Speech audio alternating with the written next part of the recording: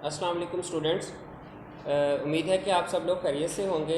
जैसा कि आप बोर्ड पर देख रहे हैं, आज हमारा इंग्लिश का जो लेक्चर ऑनलाइन लेक्चर है वो लेक्चर नंबर 6 है। और इसमें आपको याद होगा प्रीवियस लेक्चर्स में हमने जो टेक्स्ट था उसका चैप्टर नंबर 1 पढ़ा था, उसकी ट्रांसलेशन की थी, वर्ड्स मीनिंग किए थे और एक्सप्लेनेशन की थी। फिर उसके बाद एक्सरसाइज की थी। एक्सरसाइज में हमने जो एमसीक्यूज़ के पॉइंट ऑफ व्यू से इंपॉर्टेंट चीज़ें होती हैं वो की थी, और उसके साथ साथ क्वेश्चन आंसर्स किए थे। ये सारी चीज़ें हमने मुकम्मल करने के बाद कुछ पैराग्राफ किए थे इंग्लिश बी के हवाले से। आज फिर दोबारा हमारा लेक्चर नंबर 6 से हम स्टार्ट कर रहे हैं, और लेक्चर नंबर 6 में हम चैप्टर 2 इंग्लिश के चैप्टर 2 चाइनीज़ न्यू ईयर की ट्रांसलेशन करेंगे। तो सबसे पहले इसमें देखें कि आप यहाँ पर एक हेडिंग देख रहे होंगे, लर्निंग आउटकम्स। यानी इस चैप्टर को पढ़ने के बाद हम हमारे किस तरह की इंफॉर्मेशन जो है वो हम उस तक रसाई होगी हमारी।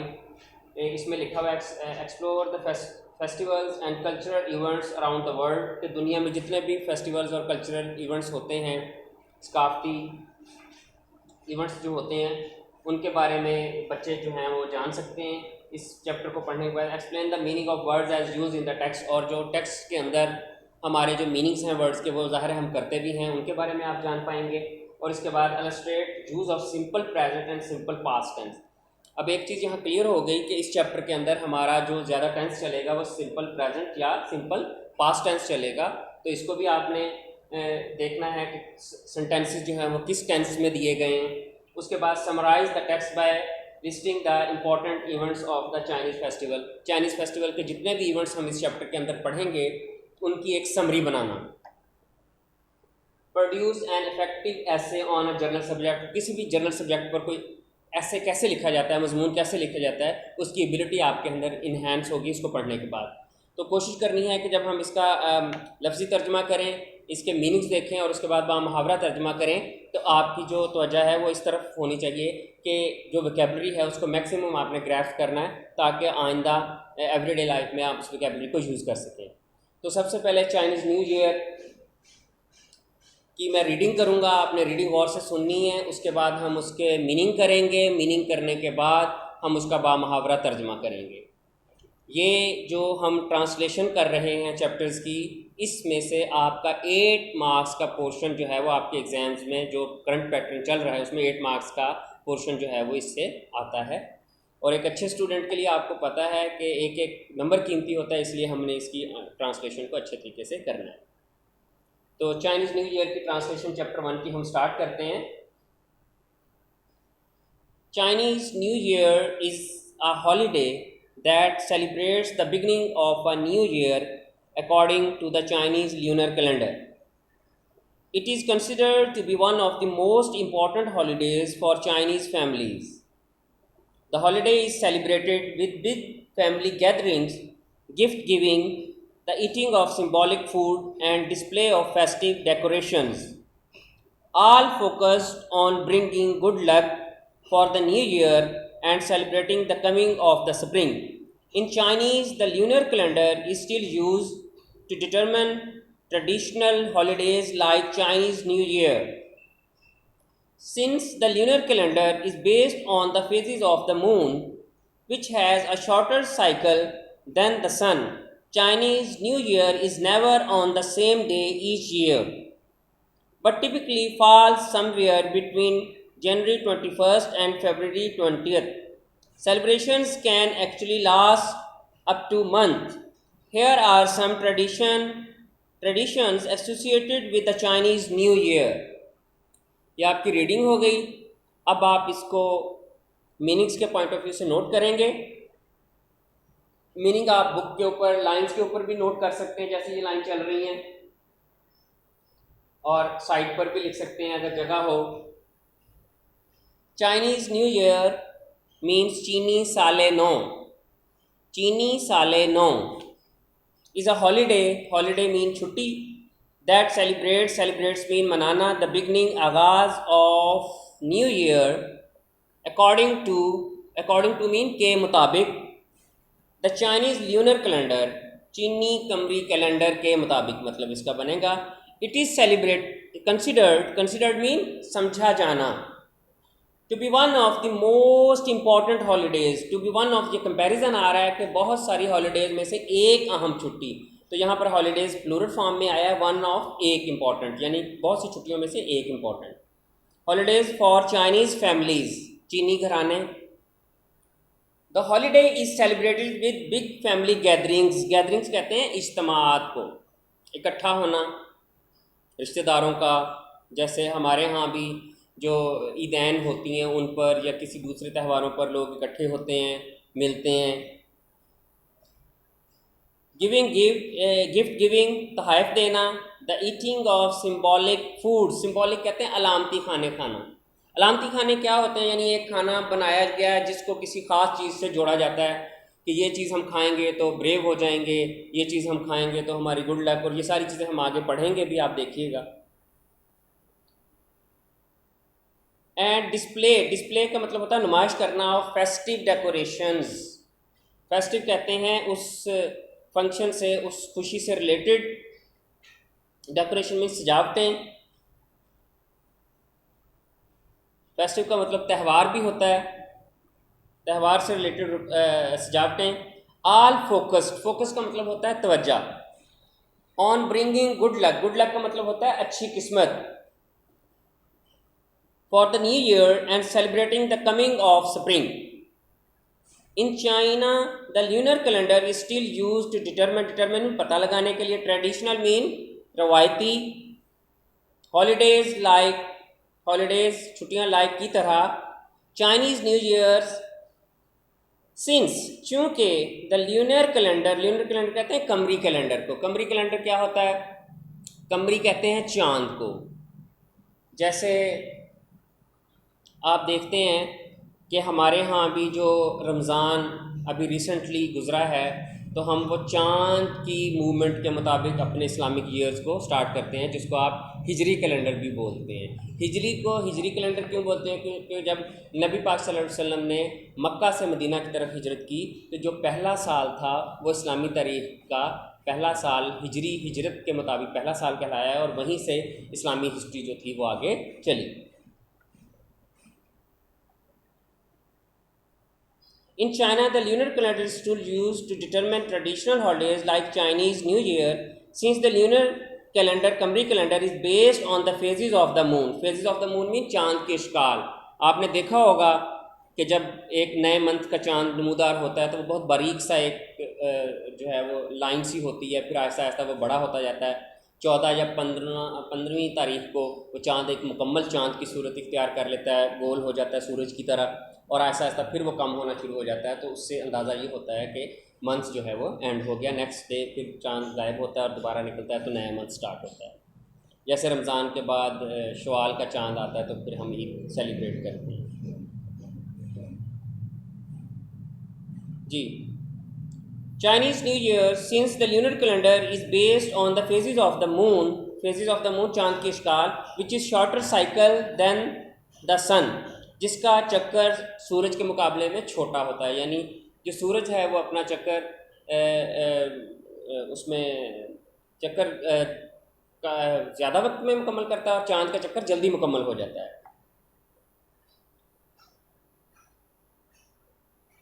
Chinese new year is never on the same day each year, इसी वजह से वो हर साल एक ही दिन नहीं होता बल्कि दिन बदलते रहते हैं। But typically falls somewhere between January 21 and February 20। और आम तौर पर हम देखते हैं कि वो जनवरी 21 से फेब 20 के दरमियान ही कहीं आता है। सेलिब्रेशंस, तकरीबात कैन एक्चुअली लास्ट, जारी रहती हैं अप टू मंथ, एक माह तक तकरीबन ये सेलिब्रेशंस चलती रहती हैं। हियर आर सम ट्रेडिशंस, यहाँ कुछ रवायात हैं, ट्रेडिशंस रवायात associated with Chinese new year, जिनको चीनी साल नौ से मंसूब किया जाता है। एसोसिएट करना, जोड़ना, मंसूब करना। आई होप सो कि आपको पैराग्राफ नंबर 1 के मीनिंग्स क्लियर हो गए होंगे। अब इसका बामुहावरा तर्जमा आप देखिएगा बेटा किस तरह होता है, ताकि आपको समझने में आसानी हो। Chinese new year is a holiday, चीनी साल नौ एक तातील है, that celebrates the beginning of a new year according to the Chinese lunar calendar, जो चाइना के कमरी कैलेंडर के मुताबिक नए साल के आगाज़ का जश्न मनाती है। छुट्टी की बात हो रही है, छुट्टी मतलब छुट्टी है जो कि चाइना के कमरी कैलेंडर के मुताबिक नए साल का जश्न मनाती है। It is considered to be one of the most important holidays for Chinese families. ये चीनी घरानों के लिए बहुत अहम छुट्टी समझी जाती है। बहुत अहम छुट्टी समझी जाती है, ऐसे भी हो सकता है, और बहुत सी अहम छुट्टियों में से एक समझी जाती है, यानी जितनी भी अहम छुट्टियां उनमें से ये एक है। The holiday is celebrated with big family gatherings. इस तातील को बड़े बड़े ख़ानदानी इज्तिमात, गिफ्ट गिविंग, तहाइफ की तकसीम, the eating of symbolic foods, अलामती खाने तनावल करना या खाना,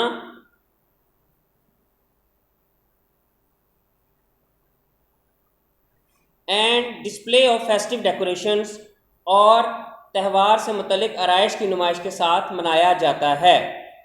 देखें पूरा बामुहावरा तर्जमा किस तरह होगा।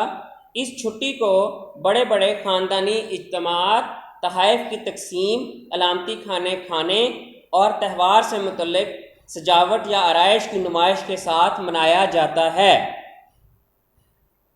All focused on bringing good luck for the new year and celebrating the coming of spring. All the holiday is celebrated with big family gatherings of giving, gift giving, the eating of symbolic foods and display of festive decorations. इस ततीर को बड़े बड़े ख़ानदानी इज्तिमात, तहाइफ की तकसीम, अलामती खाने तनावल करने और त्यौहार से मुतल्लिक सजावटों की नुमाइश के साथ मनाया जाता है। All focused on bringing good luck for the new year and celebrating the coming of spring, जिसमें इन सब बातों को नए साल के लिए खुशबख्ती का बायस बनने और बहार की आमद का जश्न मनाने के मकसद पर मरकूज़ किया जाता है। In China, the lunar calendar is still used to determine traditional holidays. चीन में चीनी साल नौ जैसी रवायती छुट्टियों का तयन या पता लगाने के लिए अब भी कमरी कैलेंडर का इस्तेमाल किया जाता है। कैलेंडर को तकवीम भी बोलते हैं, ठीक है, कमरी तकवीम भी आप लिख सकते हैं, का इस्तेमाल किया जाता है। Chinese since the lunar calendar is based on the phases of the moon which has a shorter cycle than the sun, चूँकि कमरी कैलेंडर चाँद के मदारिज पर मबनी होता है जिसका चक्कर सूरज की निस्बत कम होता है। Chinese new year is never on the same day each year, इसलिए चीनी साल नौ कभी भी हर साल एक ही दिन नहीं आता। but typically falls somewhere between January 21st and February 20th, लेकिन आम तौर पर ये 21 जनवरी और 20 फरवरी के दरमियान आता है।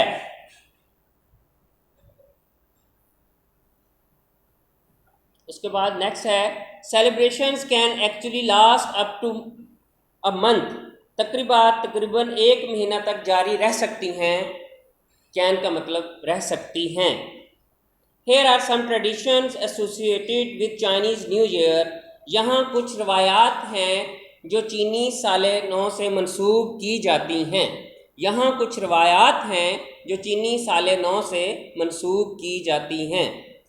होप सो के पैराग्राफ नंबर 1 की ट्रांसलेशन आपको समझ आ गई होगी। आगे हम सेकंड पैराग्राफ की पहले रीडिंग करेंगे और उसके बाद उसकी जो है ट्रांसलेशन करेंगे।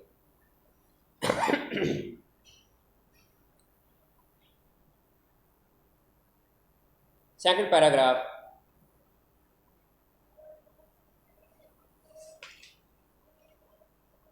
सेकंड पैराग्राफ है आपका cleaning houses and new clothes, यानी घरों की सफाई और नए मलबूसात का पहनना। ये एक अहम इवेंट है चीनी साल नौ के मुताबिक। इसकी सबसे पहले रीडिंग देखें। Prior to the first day of the new year it is customary for families to thoroughly clean their houses. Doing this is said to clear out any bad luck from the previous year and to make the house ready to accept good luck for the coming year.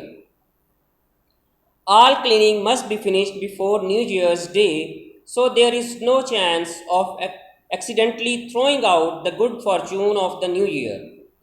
Wearing black is not allowed due to its association with death. However, wearing red is encouraged as the color is associated with warding off bad spirits. ये देखा जाए तो वैसे तो सारी superstitions हैं, क्योंकि इस्लाम में इन चीज़ों का कोई कंसेप्ट नहीं है, लेकिन चाइनीज़ फेस्टिवल्स के पॉइंट ऑफ व्यू से हम इनको पढ़ रहे हैं, तो आपने उसी पॉइंट ऑफ व्यू से देखना है। तो सबसे पहले बेटा इसके मीनिंग्स नोट करेंगे। प्रायर का मतलब होता है कबल, साल नौ के पहले दिन से कबल, यानी एक दिन पहले। The first day of the new year it is customary, customary का मतलब होता है हस्बे रिवाज, रिवाज होना। Of the families thoroughly, thoroughly mean मुकम्मल, मुकम्मल। Clean their houses, doing this is said, ऐसा करने से कहा जाता है to clear out any bad luck, के साफ कर देना बैड लक को, यानी बुरी किस्मत को साफ कर देना। फ्रॉम द प्रीवियस ईयर, पिछले साल की जो बुरी किस्मत थी उसको साफ कर देना, गुज़श्ता बरस की। And to make the house ready to accept, और घर को तैयार करना, कबूल करने के लिए, किस चीज़ के, गुड लक के लिए। गुड लक देखें आगे, अच्छी किस्मत फॉर द कमिंग ईयर, आने वाले साल की।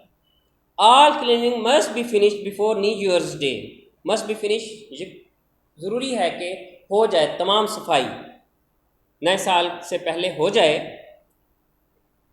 सो there is no chance of accidentally throwing, accidentally mean हादसाती तौर पर, थ्रोइंग आउट, फेंक देना, द गुड फॉर्चून, अच्छी किस्मत का, ऑफ द न्यू ईयर, नए साल की। वेयरिंग मीन पहनना, ब्लैक इज़ नॉट अलाउड, लिबास जो ब्लैक लिबास है उसका पहनने की इजाज़त नहीं होती। अलबत्ता जो रेड है, रेड पहनना इनकरेज, उसकी हौसला अफजाई की जाती है, अप्रिशिएट किया जाता है उसको, इनकरेज, हौसला अफजाई करना। As the colour is associated with warding off bad spirits, क्योंकि कलर इज की इस रंग का ताल्लुक, एसोसिएट मीन ताल्लुक होता है वार्डिंग ऑफ बैड स्पिरिट, बदरूहों को भगाने से। लेंगे अब इसका बामुहावरा तर्जमा करते हैं। Prior to the first day of the new year, it is customary for families to thoroughly clean their houses. साल नौ के पहले दिन से एक दिन कबल, यानी साल नौ से पहले दिन से कबल, ख़ानदानों में पूरी तरह से घरों की सफाई करने का दस्तूर है। Doing this is said to clear out any bad luck from the previous year and to make the house ready to accept good luck of the coming year. कहा जाता है कि ऐसा करने का मकसद गुज़श्ता साल की बदकिस्मती को ख़त्म करना और नए आने वाले साल की खुशकिस्मती को कबूल करने के लिए घर को तैयार करना है। All cleaning must be finished before new years day, तमाम तर सफाई नए साल से पहले ख़त्म हो जानी चाहिए।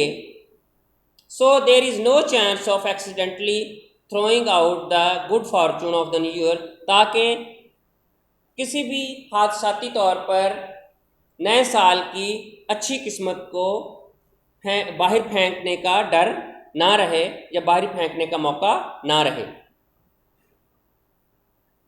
Wearing black is not allowed due to its association with death, काले रंग का मौत से ताल्लुक़ होने की वजह से काले रंग को पहनना अलाउ, काले रंग के लिबास को पहनने की इजाज़त नहीं दी जाती।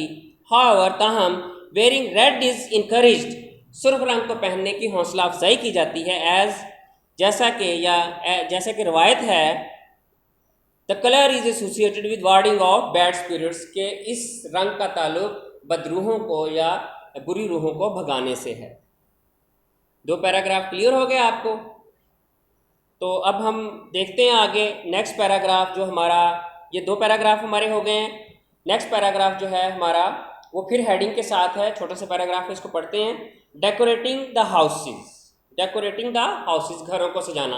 अब ये भी चीनी साल नौ के मुताबिक एक नई चीज़ है। अब आप थोड़ा सा देखेंगे, अगर हमें एक जर्नल फेस्टिवल पर ऐसे आ जाए कि राइट एन ऐसे ऑन योर फेवरेट फेस्टिवल, तो आप किसी भी अपने फेस्टिवल को फेवरेट बनाकर उसमें ये तमाम चीज़ें एसोसिएट कर सकते हैं कि हम लिबास को पहनने की बात आती है कि हम लिबास ये पहनते हैं, जो है चार्मिंग ड्रेसेस पहनते हैं, ठीक है, फ्लैम्बायनेट ड्रेसेस पहनते हैं हम, और इस तरह सेलिब्रेट करते हैं, इस तरह डेकोरेट करते हैं। ऐसे रिलेटिव्स मिलने आते हैं, अंकल आंटियाँ मिलने आते हैं, फिर हम उनके घर जाते हैं मिलने, और इस तरह सेंटेंसेस छोटे छोटे बनाकर आप एक ऐसे लिख सकते हैं। समझ रहे हैं? ये मतलब उस परसेप्शन को मैं थोड़ा ब्रीफ कर रहा हूँ जो हमने शुरू में पढ़ा कि इस चैप्टर को पढ़ने के बाद किसी भी जर्नल टॉपिक पर एक स्टूडेंट जो है वो ऐसे लिख सके। नेक्स्ट है decorating the houses. Another popular custom is to hang up signs and posters on doors and windows with the Chinese word "fu" written on them, which means luck and happiness. Buying flowers for the house is also commonplace since they symbolize the coming of spring and new beginning. इसके meanings लिखें। Another popular custom कहते हैं रिवाज को। इस hang up लटका देना, science इशारे एंड पोस्टर्स, और पोस्टर्स कहते हैं बैनर्स वगैरह जो होते हैं, इश्तिहारात, ऑन डोर्स दरवाज़ों पर एंड विंडोज़ खिड़कियों पर, विद द चाइनीज़ वर्ड फू, जिसके ऊपर चाइनीज़ वर्ड लिखा होता है फू। फू कैसे आप लिखेंगे? ये होता है चाइनीज़ वर्ड, चीनी लफ्ज़ फू, which means luck and happiness. उस वर्ड का मतलब क्या होता है चाइनीज़ लैंग्वेज में? लक, किस्मत, और हैप्पीनेस, खुशी। बाइंग फ्लावर्स, बाइंग मीन खरीदना। Buying flowers for the home is also common place. Common place mean आम रिवाज या आम मामूल, मतलब आम तौर पर खरीद लिए जाते हैं इस मौके पर। Since they symbolise, symbolise mean अलामत है, इशारा करना, अलामत। द कमिंग ऑफ स्प्रिंग, बाहर की आमद का, एंड अ न्यू बिगनिंग, और नई शुरुआत। इसका बामुहावरा तर्जमा देखें। Another popular custom is to hang up signs and posters on doors and windows with the Chinese word "fu" written on them. एक दूसरा मशहूर रिवाज दरवाज़ों और खिड़कियों पर तस्वीर और इश्तिहार आवेज़ा करना है जिस पे चीनी ज़बान में लफ्ज़ "फू" लिखा होता है, जिसके मानी खुशकिस्मती और खुशी के हैं। Buying flowers for the home is also commonplace since they symbolize the coming of spring and new beginning. घर के लिए फूलों का खरीदना भी एक मामूल की बात है क्योंकि ये इशारा करते हैं या ये इलामत हैं नए साल की आमद की और खुशकिस्मती की, नए साल की आमद की और बहार की। तो ये हमारे 3 पैराग्राफ चैप्टर 2 के हो गए हैं ट्रांसलेशन। अब जो मैं आपको डायरी साइन कर रहा हूँ वो डायरी आप नोट करेंगे, मैं नोट करवाने के बाद उसको दोबारा रिकॉल करूँगा।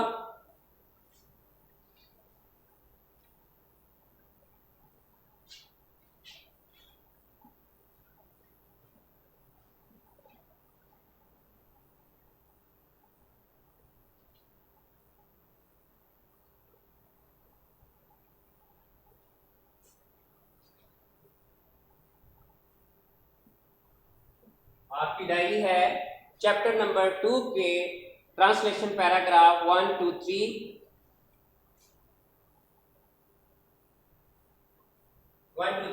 पैराग्राफ आप लर्न करेंगे ट्रांसलेशन इसकी, और आरपी करेंगे, साथ वर्ड्स मीनिंग भी करेंगे। बहुत बहुत शुक्रिया। नेक्स्ट लेक्चर के साथ फिर हाजिर होंगे। अल्लाह हाफिज़।